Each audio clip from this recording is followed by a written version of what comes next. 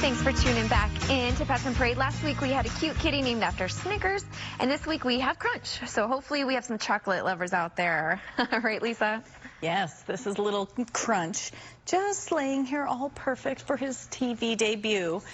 But he was part of the Karen Place litter, and look how wonderful he is now, calm, purring up a storm here. And what he's going to ask for, we're having to be desperate at this. Everybody donates toys to the dogs, but we have no kitty toys. So we've had to find the small dog toys and give them to the kitties, but they don't like it when they squeak. So any of our cat lovers out there, if you have any cat toys laying all around, jingle balls, little Crunch crinkle balls, any of the toy wands, ping pong balls, anything that you know kittens would love, we are fresh out of kitten toys. As you can see, it's the kitten season, so if you can bring something to entertain Crunch, or better yet, maybe just come and adopt him. Oh, yes, definitely. Oh, just so cute. Thank you so much for that, Lisa. And now we talk about our Pet Resource Center almost every week here on Pets on Parade, but did you know that they take almost 200 calls every single day? So in order to try to help alleviate some of that call volume, we created a series of fun videos to hopefully answer some of those questions. Here's one of them. And this is our break room. Jared, this is Robbie. He's our new head of marketing. My cat's peed on my shoes again this morning. Cats, am I right?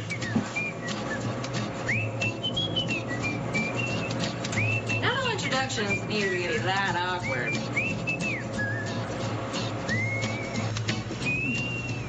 Thanks to our Pet Resource Center's how-to video series, the Arizona Humane Society can help answer all your pet-related questions, including proper pet introductions. Visit azhumane.org/pet behavior for more details. And shout out to the whole team for making that great video. Make sure to follow us on YouTube for more awesome videos. And now we have a pup who kind of looks like maybe how Woody might get when he's bigger without the brindle. Can you tell us about this pup's story, Linda? Okay, this is Tyler, and it's actually a female. She's 3 years old, and they're saying she's a German Shepherd mix. I'm not exactly sure. She's on the petite side. Confiscated from her owner on non-cruelty charges. And so she got separated from her owner. And what happens is, if you have a pet that's confiscated and you would like the pet returned, there is a process to go through. First, they are put on a confiscation hold list. Then the owner has 10 days to file a request for a hearing through the court system.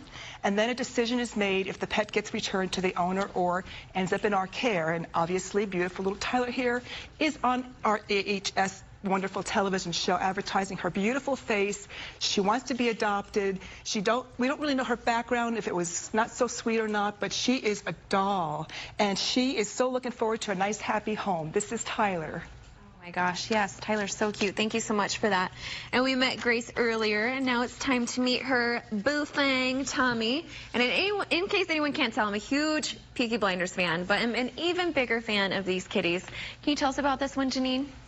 Oh, look at this one. It is a beautiful little gray tabby. It's just like a little puff of smoke. Tommy, he is just like very chill and mellow and not a hyper kitty. He's a great little lap cat. And recently, the New York Times just released an article that they did gather data from 20 of the largest cities about euthanasia rates at the shelters, and they came up with that the euthanasia rate across the nation is down 75%. Is that awesome? So the cool thing now is people are saying spay and neuter initiatives are like, everyone's talking about that. And we have programs out in the shelters now to keep animals in the home where it's like they'll help you with behavioral issues, with if you have vet bills that you can't afford, or just anything that you have issues and problems with, they will help you. And that is just making a difference. Everyone is a shelter pet, so you need to come down and do the same thing. Yes, adopt, don't shop. I love that news. Thank you. And Honey Bear and her puppies here were rescued in April by an animal cruelty investigator and Phoenix police when they were found neglected in a backyard without shelter or water. They were brought back to our maternity suites where Honey Bear could nurse her puppies in a calm, safe space while awaiting a foster hero home. And a foster hero, Phil, welcomed the furry family into his home and took great care of them until they were ready for adoption. As you can guess, they didn't last long before they were all home with amazing families. Indy, Stafford, Zeus, and Cleo's adopters have kept in touch over the last year and a half and love sharing how wonderful their pups have grown to become. We are hopeful the bunch can get together for a reunion when the weather cools down. And speaking of cooling down, here's Stafford living his best life, and yay for all of the puppies saved. And if you're a fan of Pretty in Pink, you're sure to be a fan of our next little guy. I think this ducky is the one, Perry. This is the ducky. No web feet, though. It's a little terrier chihuahua mix, maybe. This little guy came in as an over-counter surrender, and we got him in there and realized he had some eye discharge going on when he was going through his medical.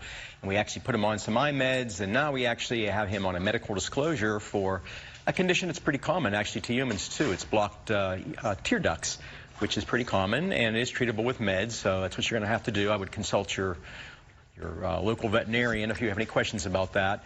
But, you know, when you go to adopt an animal of any kind from any place, it really is into your best interest to do your own research. We'll try to help you also with medical information, but you really need to do your research as to what you're getting into. How treatable is it? What are the long-term, things going on with that disease? How much money is going to cost you? And aside from medical things, do you have the time to spend with a pet? Is your family membership the right one for this pet? Do you have the space? Do you have the yard? Do you have the wherewithal to put up with a puppy for 6 months or 8 months until they get settled? So please do your research. We do have a 100% adoption guarantee at the Arizona Humane Society. You'll always get your money back. You can always return your pet, but do your own research. We really would like to keep them in the home. Oh, great tips, yes. That's why we don't take them all home. Thank you, Perry. And make sure to keep it tuned right here. We're going to introduce you to King.